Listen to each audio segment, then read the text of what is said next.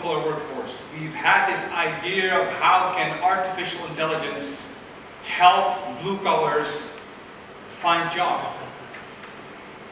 Long story short, me and my partners, we built this company where workers from all across the nation could find jobs on their application.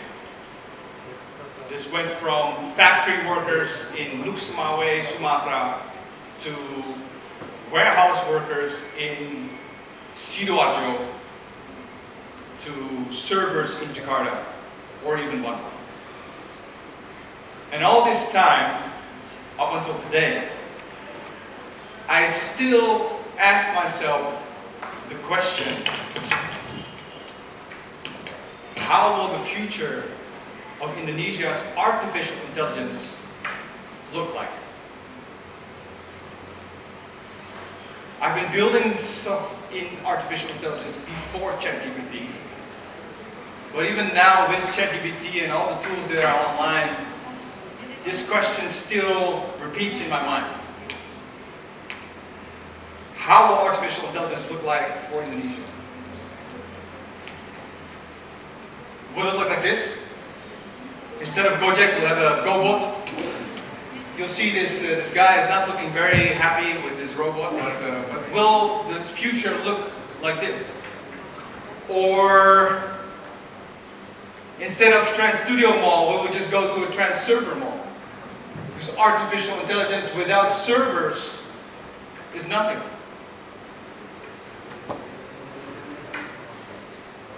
Or will this be the new way of doing meetings? Will a virtual meeting actually be a VR meeting where no one talks, we just have our VRs on, and artificial intelligence and data science will just feel what we think? But over these past years, having worked with blue-collar workers all across the nation, I've come to the conclusion that artificial intelligence in Indonesia actually looks like this. This is, I think this slide actually is a bit wrong, but this is Pawayan. You don't see him, but this is Pawayan. Pawayan is a 55-year-old farmer in Bali. Besides working on his sawah from the family, he's also a gardener of several villas. Pawayan has a phone, an old phone, a cracked phone, but the phone is still powerful enough to transform his work. The only way that it can transform his work is that if we can really unlock the power of this phone. So today I want to speak a bit about the power of Pawayan's phone and what we as a group can actually do to unlock the power in this phone. Let's dive a bit deeper in Pawayan. Not only Pawayan actually, we can talk about Pawayan, we can talk about the warehouse workers in Sumatra or the warehouse workers in Sumba. In our company, we've dealt with all different types of workers across the nation. Just like Pawayan, they're part of the blue-collar workers of Indonesia. Even today, I came this morning from Jakarta. Okay? I came from Jakarta, went in the cab, I took the train, and I counted how many blue-collar workers I actually bumped into. I counted how many white-collar executives I bumped into. The moment I left the hotel, I saw this CEO type of person with a suit on, but besides that, I didn't see any executives. So I saw one. But then counting down, I saw around 55 blue-collar workers today. And that's only coming from Jakarta to here. I'm talking about farmers that I saw when I was looking outside of the train. I'm talking about the service workers that are in the stations, that are cleaning. I'm talking about the waiter in the restaurant where I had a coffee. The blue-collar workers of the economy are the foundation of the economy. And especially in Indonesia. Let's look at some numbers. Indonesia's blue-collar workforce are 80 million people. 80 million people, just like Pawayan, who most probably have an old phone, most probably a cracked phone, but it's a smartphone. And these 80 million people represent 60% of the total workforce. And the 60% of the total workforce contribute 40% of GDP. So it's very clear that these blue-collar workers that we're talking about are the foundation of the economy, and they matter. And the tools that they have is not just a broom in their hands or a cleaning material in their hands, but it's a smartphone that they have as well. In general, these blue-collar workers, they're big in quantity. I mean, 80 million is a lot of people. But overall, they are underpaid, they are undervalued, and underskilled. At the same time, we live at the front door of a new industrial revolution, a new AI revolution. And we can look up in media all types of articles, but in general you see a lot of things going on in the trend of big companies or reports projecting that in the next decade 20% of repetitive jobs in South Asia could be replaced by AI and machine learning. I was looking at the number of results that show when I put in the search term, is AI coming for your job? Is AI coming for your job, for my job, for everyone's job? It's very clear that something is going to happen. Something is going to happen. The question is, what is going to happen? And what are we going to do about it?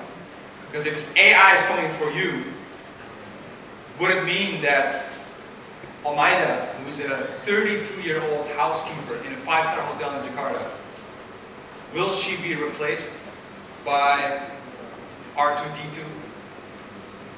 Will she be replaced by a robot? Or we look at Imelda. Imelda is a cashier in Indomaret, 26-year-old. Will she be replaced by a self-checkout machine and a robot that is actually stocking on the shelves?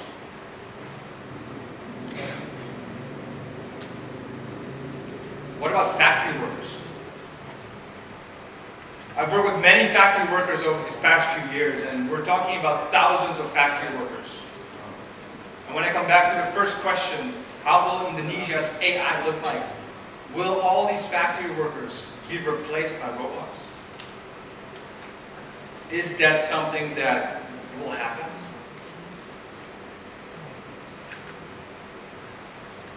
I think that we have the obligation to flip the script. We can get consumed by media, we can read the articles, we can get scared, but we need to take control and flip the script. What does it mean to flip the script? It means that we need to stop asking how artificial intelligence will replace workers. Can you imagine if all the Gojek drivers will look like this? And we need to start asking how artificial intelligence can upgrade workers. So let's become practical, right?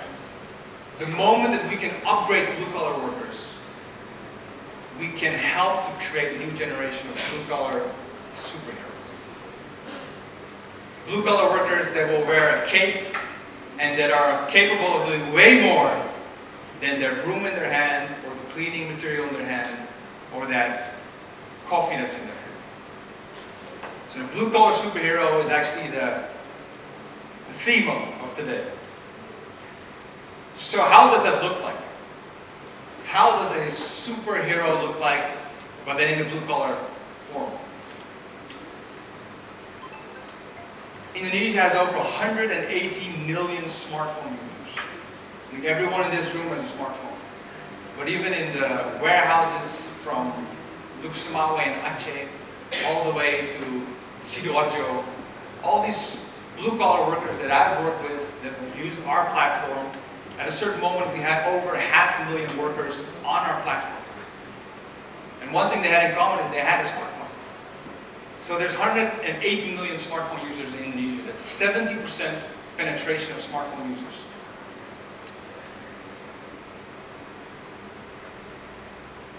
I see that these smartphones are, of course, a gateway to opportunity. Even though these smartphones might be old, even though these smartphones might be cracked,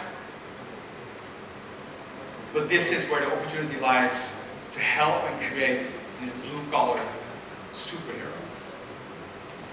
So let's talk some real stories that I've seen personally happen with blue-collar workers in our business. This is Adit, a 28-year-old warehouse worker in a logistics company. Adit used to look for jobs, going to warehouses, standing in line, and bringing his CV. Eventually he used our platform, which was a job matching platform, and we used AI and ML and machine learning to connect workers with jobs. And as a result, Adit had way more job opportunities, all from his house. You could just go into the app and look at jobs around his house. He had more job opportunities, paid off his motorcycle, and started saving for his wedding. That's Adit. Suparti, a farmer at a tea plantation in West Java.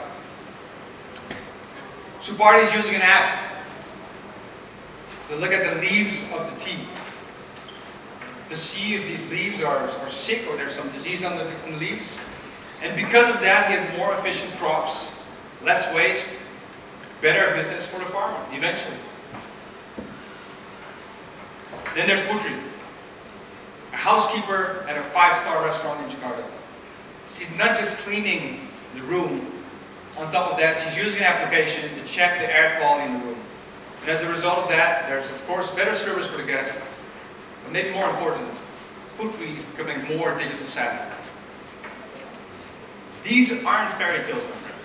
These are real stories about how AI helps these blue-collar workers to become superheroes.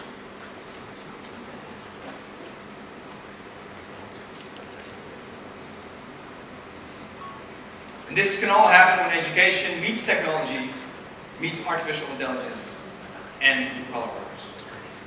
So what to build next? I hear you asking, what should be built next for the blue-collar workers? Well, the options are endless. But I actually have a slide here with some options. But you know, think about voice-to-text interfaces. Think about just like the app that Suparti is using for his crops. These applications that blue-collar workers can use to do their work better. There's so many different tools out there. I think the big question is what will you build now? What will you build next?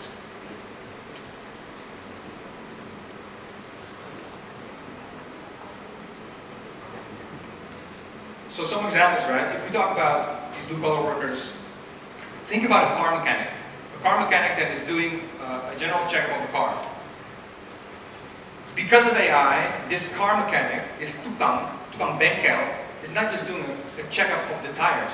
Because of AI, he's now becoming a safety analyst.